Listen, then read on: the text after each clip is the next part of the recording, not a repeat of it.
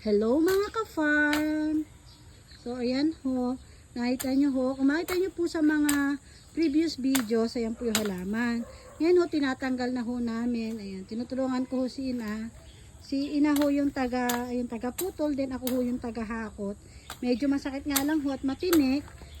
Dahil ho, bugambilya eh. Ayan.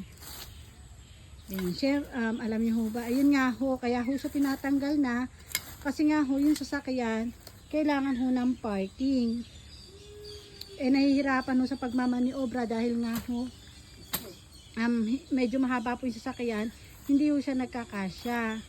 Kaya yun, so yun, patuloy lang ho na ipapaano to, sabi ni Lalabs, ipapasimento pa ho tong part na to para ho maganda yung daanan. Dahil nga ho, yan pag tag-ulan, yan medyo malalalim yung mga putik po. Kaya yun. So, ito rin ho. Ayan.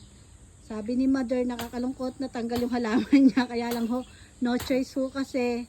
Dahil gagawin hong garahe itong harapan namin. Kaya ayun nga ho, nakita nyo ho yung aming tricycle. Ayun ho sa sulok. Ayan. Naiusog din ho yung aming tricycle. Ayan ho siya. Dahil nga ho, ayun yung halaman na yun napapalibutan ng bugambilya. Inalis na ho. Para hindi mahirapan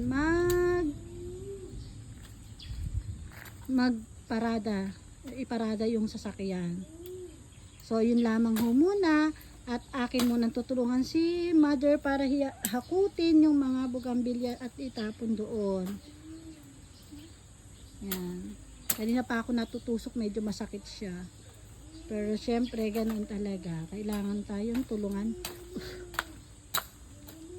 Yun po mga ka-farm. Sana po patuloy nyo po kaming i-follow kapag po ito'y dumaan sa inyong FYP. Pa-follow naman po ang aming page.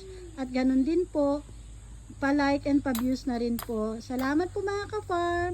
Hanggang sa muli. Ingat po sa lahat. Bye-bye mga ka-farm.